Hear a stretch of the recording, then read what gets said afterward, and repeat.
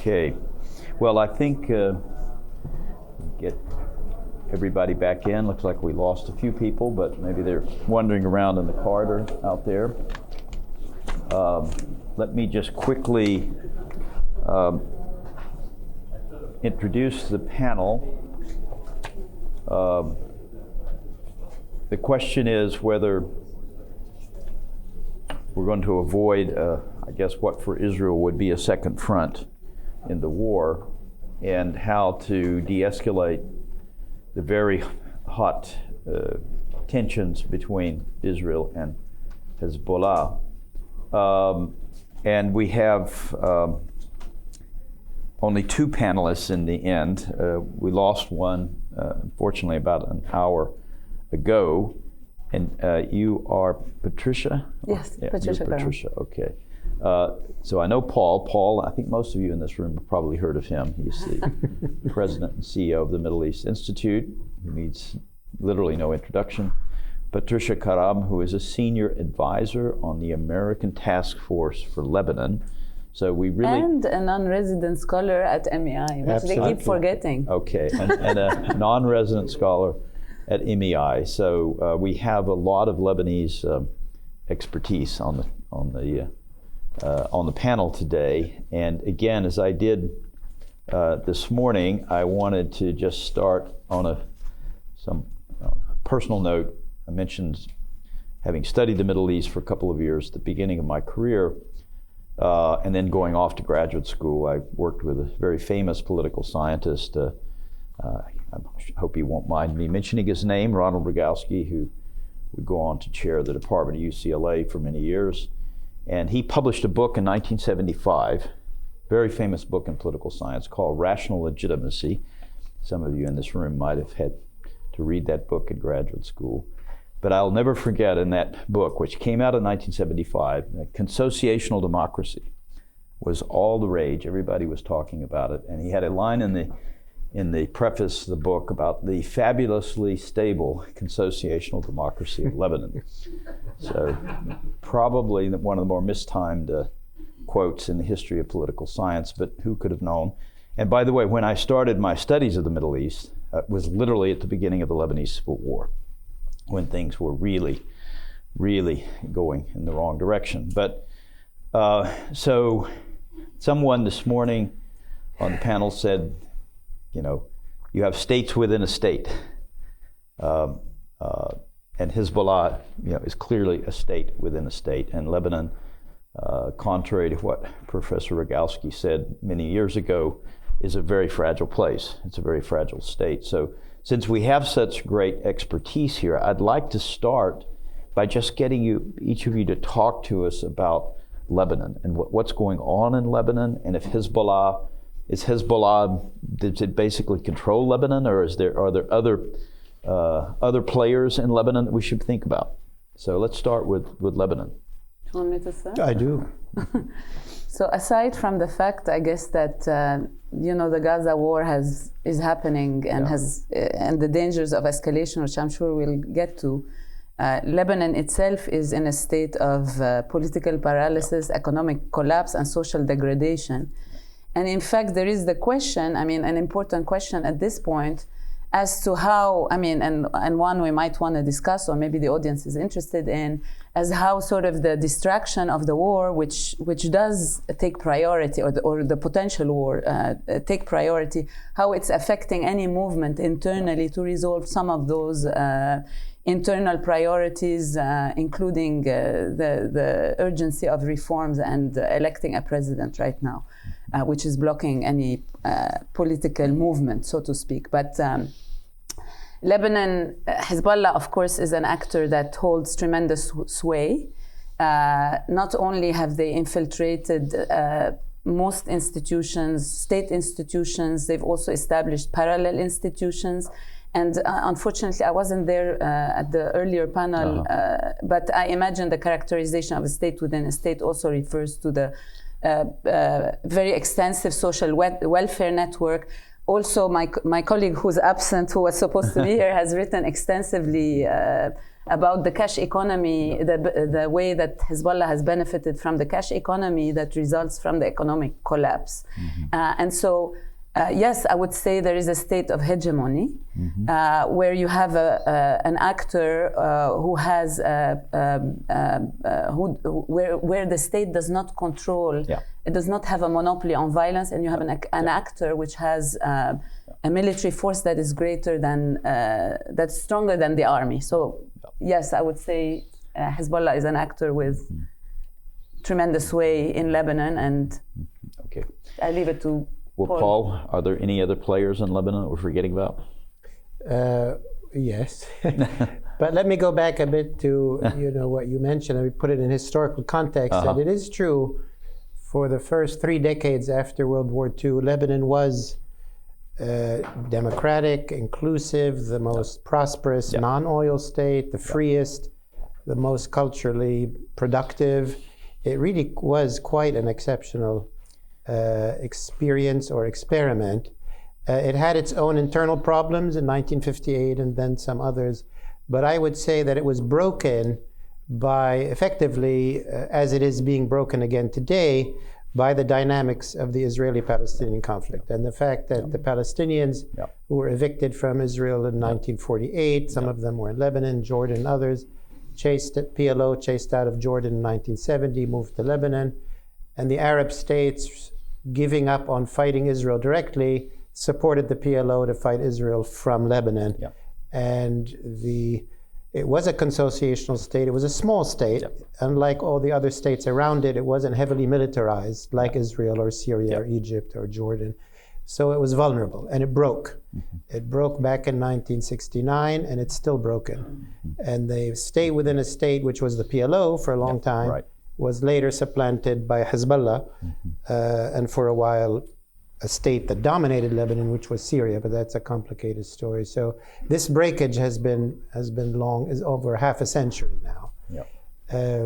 Today, Hezbollah is the strongest single player, but it is hegemonic, as Patricia said, in a number of ways, but it does not control the entire parliament. It does not control the army or the state.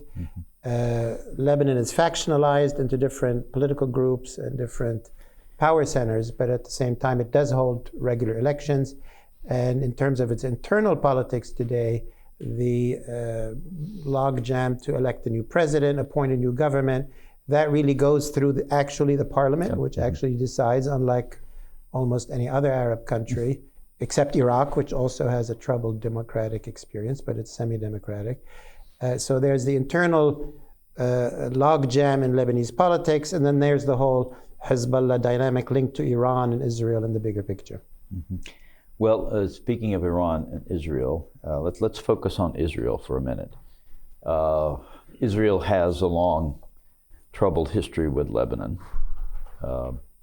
and at one point, a full invasion of Lebanon, which didn't end very well, if I recall. So could each of you comment a little on what are the Israeli calculations right now with respect to Hezbollah and the possibility of opening a second front? Where do you think the Israelis are right now in terms of their thinking about this? Well, I mean, historically, Israel, unlike its claim on the West Bank, has not had an ideological or like Zionist nationalist claim on Lebanon or southern Lebanon. There were, in some periods in the past, some ambitious, Israeli figures who, had a more ambitious vision. But for all practical purposes, Lebanon has been treated by Israel as a place, as it perceives it, where initially the Palestinian, the PLO, guerrilla movement, that threat, and that, animated the whole Israeli PLO fight from the late 60s, attacks in Beirut, assassinations by Israeli Mossad, and so on, all the way up to the 78 invasion, the 82 invasion that ended PLO's presence in Lebanon. Over time, that was then replaced by Hezbollah, similar dynamic, linked now to Iran, not to the Palestinians directly, and treating Lebanon as a place from where threat emerges. And right now, there is a second front, and it has been there for the last 6 months. It's a limited front, but it is a front, and it is open. And the activity has been to prevent a major escalation, and both sides so far, the Israelis and Hezbollah, do not want a major escalation, but the front is active and it is very dangerous. Can I Yes. slightly differ a little bit from what Paul? Absolutely. Because since October 9, I think Israel has really experienced this crisis of confidence, and has repeatedly pledged to drive Hezbollah from the border, and by force if necessary. And we've heard more than one, and the previous panel has highlighted some of that. We've heard more than one official sort of highlight that Israel would not tolerate any more security threats to citizens on the border and would not have the choice but to go to war. They've dispatched 100,000 troops along the border, and they've demanded, their main demands, and I'm sure we'll talk about US mediation, has been that Hezbollah pull back 30 kilometers, 30 kilometers from the border. Now, I would say they've reluctantly acquiesced to a diplomatic outcome, but it's really not clear that the pulling back of Hezbollah by 8 to 10 kilometers, which is what the US is suggesting, is going to convince displaced Israelis to return to their side of the border. And this prevailing or continued insecurity for Israel is making it more and more intolerable and almost requiring a response on their part. So I think that the more that time goes by and the more that diplomacy proves fruitless, and we can discuss this, I think, and especially if the Israelis claim victory on Gaza, they're likely to turn their attention to fixing their northern problem, especially that I think only disarming Hezbollah will satisfy Israel. And so they're facing, I think, right now a dilemma. They can risk war right now with Hezbollah, but then this would likely escalate regionally. Or they can wait, which would avoid war now, but then not a more serious conflict in the future with a better armed and better prepared adversary. So in some ways for them, postponing this battle may mean losing the next one. So I had thought of a few scenarios. I thought there were, you asked the last panelists, who are the parties with influence in the last the last panel. And I think really in this kind of situation, you have 4 parties who have influence and leverage in this crisis. One wants war, it's Israel. 2 don't want war, the US and Iran. And the 4th, Hezbollah, which is obligated in limited war because they can't stop, but need to show the US that they are practicing extreme restraint at the same time. So this kind of makes for a number of scenarios which make the likelihood of war more feasible or make war more likely. In my opinion. All it would take would be a big accident of some sort that would trigger a conflict. Well, let's shift gears and talk a little bit more about Washington. Where the U.S. is, and at the same time, I wanted you to talk about what the U.S. is doing or not doing to prevent further escalation, especially on this front. I would also like to hear if there are any other external players that have a role. We know historically Syria did have a big role in Lebanon, but Syria is, from that standpoint, I think almost non-existent, right? You do have Turkey. We alluded to this earlier. And Paul knows I spent many years of my life in France. And I don't think in this entire session we've even mentioned the Europeans, the French or the Europeans, almost if they're non-existent.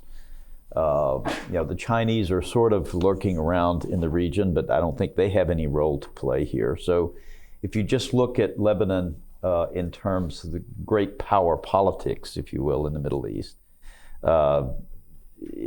Lebanon seems to be just a pawn in the geopolitics of the region. But could you go through this from a geopolitical standpoint and talk about the U.S. in particular? Yeah, I think the two most influential players in Lebanon, obviously Iran, through Hezbollah, and that's a complicated relationship, as discussed in the first panel. And the other one is the United States. The U.S. is the biggest supporter for the Lebanese army, for the Lebanese state, humanitarian aid, has the biggest diplomatic power. China and Russia don't really play a marked role. Russia's obviously very present in Syria, but not in Lebanon. As you said, Syria used to have influence. I would say it's almost negligible at this point. The French do have an active diplomatic role, and hence gives them some leverage, particularly as they coordinate with the Americans, who have more power. And sometimes there's a bit of coordination. Sometimes they're on the same page, sometimes they're not. Currently, this international engagement in Lebanon, at least on the non-Iranian side, goes through what's called the Quintet, which is 5 countries, US, France, Qatar, Saudi Arabia, and Egypt. And they are kind of formally engaged with the Lebanese to try to move the domestic political situation forward, which is electing a president and then forming a government and having a functional state. That still hasn't made much progress, but that's kind of where that is. On the US role in particular, I would say there's 2 tracks or 2 instruments. There's the Amos Hochstein, who's the special envoy, who has really been tasked with managing the Israel-Hezbollah flare-up of the last 6 months, tasked with trying to find arrangements that Patricia somewhat described in terms of border arrangements, ceasefire, and all of that, and also tasked with working on the land border dispute, trying to settle the land border disputes between Lebanon and Israel. He builds on his success in 2022 when he negotiated the maritime border agreement, basically between Israel and Lebanon, or Israel and Hezbollah indirectly. So he has a track record. I would say the brief version there is a lot has already happened, that Israel has pushed back. Hamas has hit a lot of their installations on the border. They've been obviously hitting each other. There is a second front. There is a war ongoing, but it has not escalated to major proportions. Inside Israel, there are 2 views. One view is let's just deal with the details and get them away from the border. But another group of people that think maybe after Gaza, maybe we should consider a major war on Hezbollah to try to, like, quote unquote, eliminate that threat. My own assessment is that there is an opinion. I think it's, first of all, a minority opinion. It wasn't actually never the decision to be made. And also when Israelis were to think it through, it doesn't have a very logical end game, but it will be something that would remain a high risk. I think the Americans have learned that, and that Hezbollah's position in brief is, if there's a ceasefire in Gaza, if that war ends, then there need not be a war. Then we can find an arrangement, work out the details, and so on. So that's going to be ongoing. The second track is through the embassy, Ambassador Lisa Johnson, the Quintet, and that's dealing with domestic, the presidential issue, and so on, which is not going forward. Just to build upon, at least the diplomatic side, the U.S. engagement, which is obviously the U.S. attempt to kind of mediate and de-escalate, which is, of course, very much attentive to regional escalation, and has primarily tried to build upon this UN Security Council 1701, which ended the 2006 war, but was not really properly enforced. So most of these negotiations are built around it. And I do think, I do think that these efforts, though commendable, could really fail at any moment, and for a number of reasons. There are these negotiations are somewhat performative, given that on the one hand, I think they're really focused on Hezbollah pulling back versus disarming. And maybe we disagree in terms of the urgency of war, or at least the seriousness on the Israeli side of engaging, but I do think I am of the opinion that only disarming Hezbollah will satisfy Israel, which is a problem. And on the second point, it's also, the question is it realistic to expect that Hezbollah pull back from the border when it's really its raison d'etre is its presence that it has built up in the south, presumably to protect southern Lebanon from Israel, trying to liberate some small areas in Lebanon from occupation.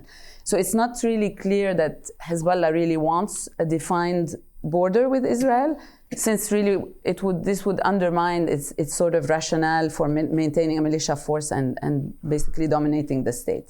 So at the same time, when we saw the exchange or the attacks between Israel and Iran, it was clear that anything could change at any moment. So, do you want some water? Go ahead. I didn't touch mine. If you want. So I do think that diplomatic efforts are precarious and can fail at any moment if hostilities escalate. And if they do lead to a deal, this may also turn out to be a situation where parties buy more time to prepare for the future. That said, there's no real alternative to an arrangement that can help delay a catastrophic war and really prevent the total collapse of Lebanese institutions. I do think in terms of the regional powers, I do think that, I think we agree that the four relevant powers in this equation are the US, Iran, Israel, and Hezbollah. I don't think that Turkey and the Arab powers have that much sway, at least maybe in terms of message carriers. We saw Turkey joining South Africa in the genocide case against Israel. So the question is, what can they do? There's the issue of Saudi-Israeli normalization that can be brandished as a win, but on its own, it isn't that much leverage. I think more needs to happen in order to change the calculus on the Israeli side, at least. I would like excuse me. I would like to hear both of you say a bit more about Iran. What is the Iranian thinking about Hezbollah? They seem to be holding them back, but is there anything that would change this calculation? Well, I think, for Iran, Hezbollah has a very clear strategic military purpose. As Alex Vatanka described it in the first session, it's forward defense. And Hezbollah is Iran's main aircraft carrier parked north of Israel, and that's where the punch of Iran is present. And I think you saw in the direct Iranian attack on Israel, which they launched from Iran, which took 9 hours to get there. And they pointedly did not use Hezbollah's arsenal, which is minutes away, which is enormous, which would have gotten an extremely different result than that, rather, to use a term that Patricia used, a rather performative thing that the Iranians did. So I think for Iran, Hezbollah's function is clear. It is capable of providing that deterrence. It does deter so far Israel. There are voices there, and it's true that from the Israeli perspective, they would love to be rid of Hezbollah. They tried it in 2006, didn't work. Conditions now are not any easier. If anything, they're more difficult. So while they would wish to do it, I don't think there's a clear way to do it, nor would the US at all be supportive of such an arrangement. So I think the relationship is fairly clear. I think it would easily survive not having Hezbollah elite forces immediately on the border. Yes, that would be a climb down for Hezbollah, but it doesn't really affect Hezbollah's strategic deterrent power for Iran, which is really mainly in its massive missile arsenal, not in the soldiers on the border. So I think that's a pretty clear strategy. It's long term. Most Lebanese would love to see Hezbollah disarmed, but how do you do that is we haven't found a way yet. Yeah, in line with what Paul was saying, I think it's clear that this isn't a war to begin with that Hezbollah wants, even though it says it's ready for it. Like Paul pointed out, they didn't really participate in Iran's assault on Israel, and really delayed also their statement congratulating Tehran for the attack. And not to absolve it, but they're cognizant that opening another front would not defeat Israel and may really destroy their arsenal and stronghold. They realize their weaponry can cause harm, but they can't win a battle, and they would probably be hard hit. And of course, there are the potentially serious repercussions to their standing and to their standing internally, especially among their constituency. So at the same time, Iran may have benefited from the Hamas attack or the current situation, but I don't think it would by its worsening. So I think, again, the Saudi-Israeli normalization is disrupted, though there is some optimism on the US side, as we heard in the other panel. I think the assault on Gaza has also made it harder for Israel's friends in the region, like Egypt or the UAE, to cooperate with it, and has really forced a more anti-US or anti-Israel discourse. At the same time, it exposed weaknesses in Israel's military strength. And of course, Hamas has made good on its promise to hit and cause harm inside Israel. So there is that, and the re-energization of the resistance narrative throughout the region. So it's really unclear how much Iran would gain by conflict deteriorating along at this point. And there is the fact that Hezbollah is an important asset, which it probably doesn't want degraded at this point. So that's on the Iran side, in my opinion. Well, I think we're to the point now where we can open it up for questions. We have about a quarter of an hour left. So let's start with the questions. This gentleman right here. And we are waiting on microphones, I think. This is being recorded. So, and please introduce yourself. Hello, my name is Woody Al-Nordin. I wanted to ask, if escalation were to arise between Israel and Hezbollah, how do you think the Lebanese population's opinions would sway towards either support, gain support for Hezbollah, or kind of like a deterioration of the legitimacy within the country? Patricia, you go. Somewhere with IRI, public opinion. Well, I think that nobody at this point, nobody wants war, right? They've lived through the 2006 war, which was devastating, and I think the prospect of any kind of Israeli attack or invasion would be catastrophic right now for Lebanon. How it might go either way. I mean, depending on the conduct of the war, I think it would go either way. But Hezbollah has been quite adept at using these moments to capitalize and come out on the winning side. They did that in 2006. They sort of used the fact that Israel ended up withdrawing to claim victory, which they would likely do again. Right. So. I agree with that. Good. This lady right here, yes. Hello, my name is Noor Dabbousi. I'm with the Atlantic Council. I have a question for Paul and a question for Patricia. My question to Paul is, to what extent is Israel waiting on the US elections to decide whether it should escalate into a full-fledged war with Lebanon? And is it waiting to get, basically, depending on the outcome of the US elections, any additional security guarantees to make its decision?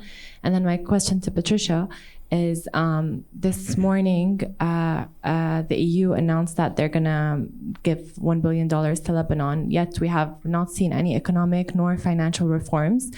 How would an escalation impact basically any reforms that we could see in Lebanon in the foreseeable future? Thank you, Noor. To take the first question, I think the dynamic between Israel and Hezbollah, the US has very little control over it. It's not a determining factor.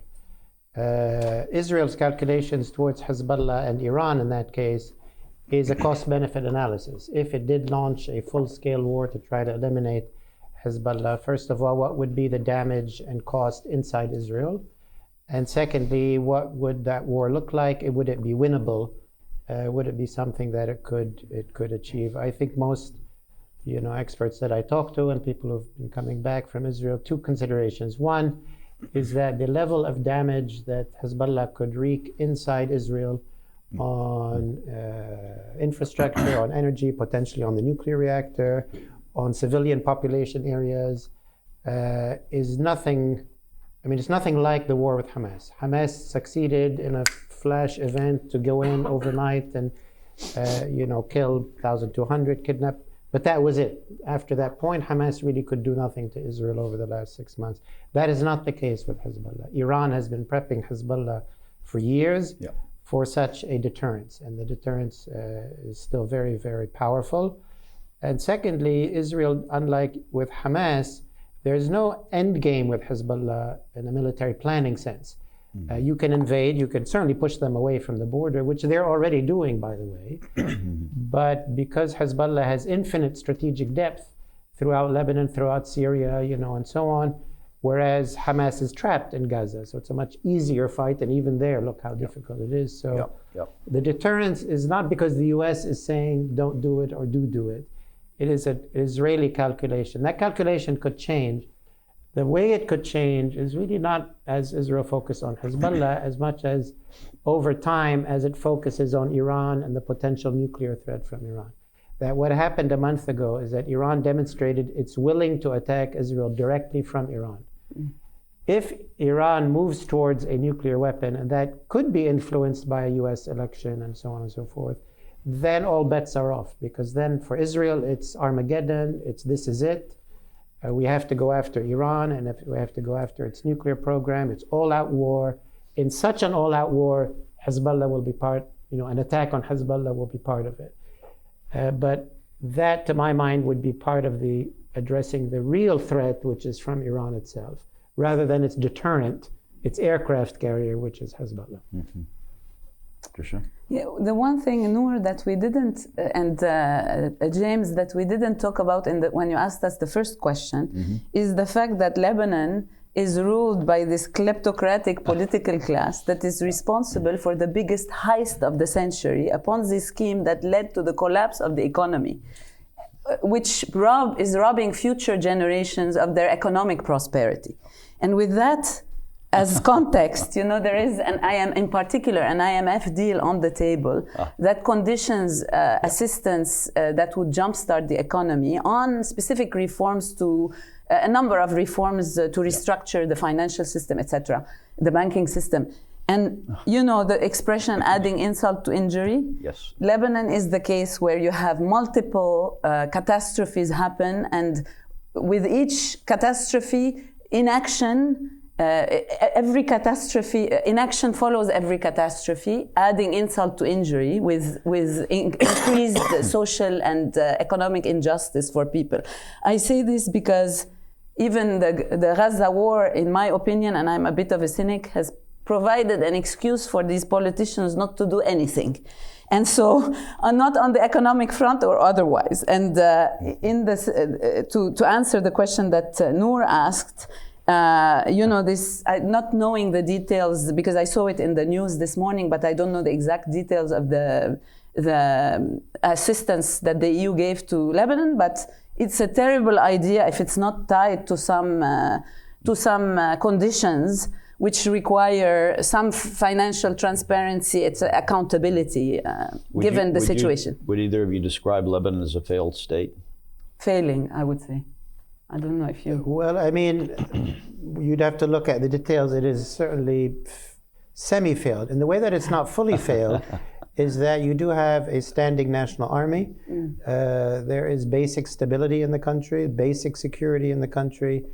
Yes, Hezbollah dominates big parts of the country. It is not collapsed as an authority structure and a security structure, unlike fully failed states. It has failed in many of its functions, forming a government, doing political reform, economic reform, and so let's call it semi-failed for now. Semi-failed. Okay. There are functioning institutions. Let's go to this gentleman on the front row here. He's been waiting patiently. And introduce yourself. Good afternoon. My name is Abe Ahmad, a student at Georgetown University. Thanks for being here today. The both of you are experts on Lebanon, to say the least. And when the conversation about Hezbollah de-arming arises, a lot of sentiment, especially from the Hezbollah sympathizer crowd, cites the Lebanese armed forces lack of ability to defend Lebanon's borders the way Hezbollah can from an Israeli threat and whatnot. I wanted to ask what your thoughts about that are, and what U.S. engagement can look like in the future in terms of our military cooperation with the Lebanese armed forces. As you mentioned earlier, Dr. Salem, U.S. is the biggest supporter of the Lebanese armed forces. What do you think the U.S. can do to help assuage the concerns of many Lebanese, especially those in the South, who are citing this very problem? Go. Okay.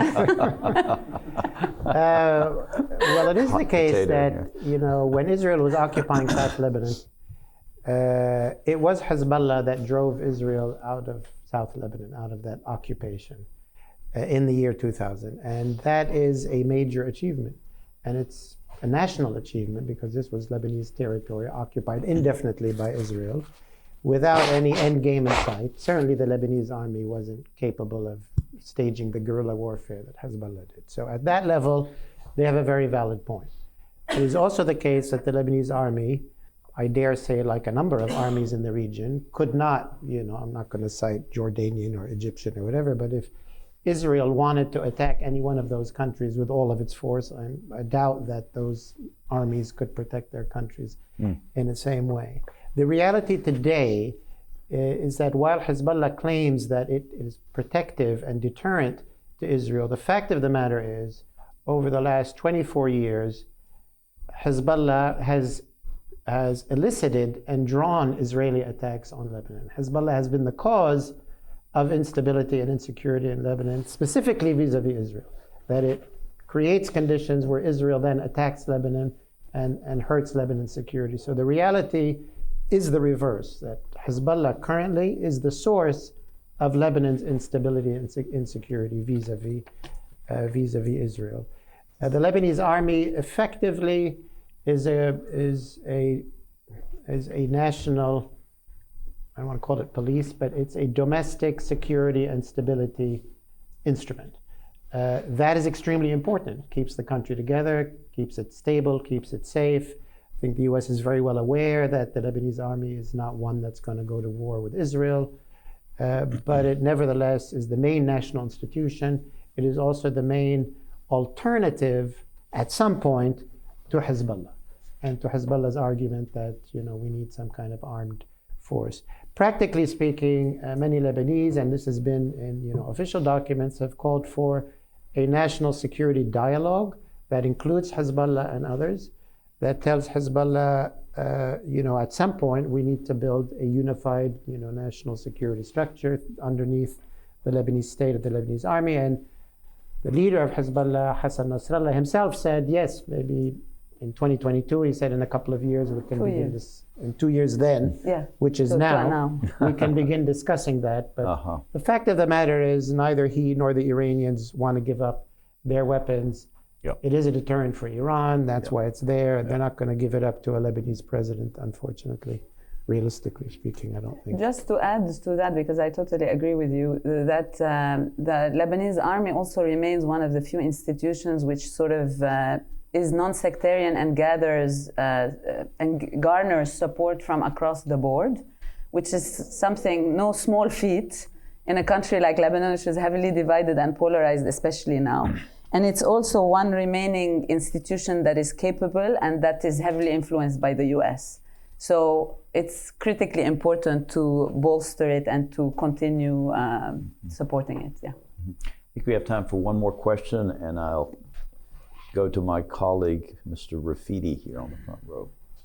You just touched on it, Patricia, about sectarianism. Is there any chance of going back to what we saw in the 80s or the Civil War with the Kataib and the Druze militias, or is Hezbollah just too much of a deterrent for something like that to come to power again or become a fighting force again in Lebanon?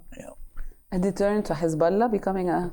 No, is Hezbollah deterrent to those like to the Kataib and people like that, or organizations like that were I mean, if I may just jump in, Please. and I think right now the situation is extremely polarized, and combining the political polarization with the deep economic disaffection and the extreme poverty, all of these compounding factors are really adding risk for violence of all sorts. I don't know if it's feasible to envisage a civil war scenario, but there are kind of indices for the potential for explosions, flare-ups of violence, so to watch for. I mean, already you saw with the economic crisis, you saw the proliferation of just petty crime and heists in banks and all sorts of things that are happening that can only be kind of heightened by other layers of divisions in the country, fissures. Paul, you want to have the last word here? Well, the last word, I would say we should bring the lovely conference to a close. I mean, we are at the end of these 3 sessions. On behalf of MEI, well, I want to thank you, Jim, for chairing this session, Patricia, for being with us on this session, but very proud and happy with the cooperation we're having with the Tower Center, Jim, and with SMU. I think these have been very rich conversations. These will be, they have been recorded, so they'll be on your website and our website, and I look forward to doing more of these things. I dare say the things might get worse before they get better, so. Well, there's always a tremendous amount of interest in the Middle East and Texas. Something having to do with, with energy and oil and gas, I think. And of course, as many of you know, Texas is a center of not just economic power, but political power in the United States, for better or for worse. So I'm sure the axis of peace, maybe we should say, between Texas, Washington, D.C., the Middle East, will continue. Thank you. Thank you.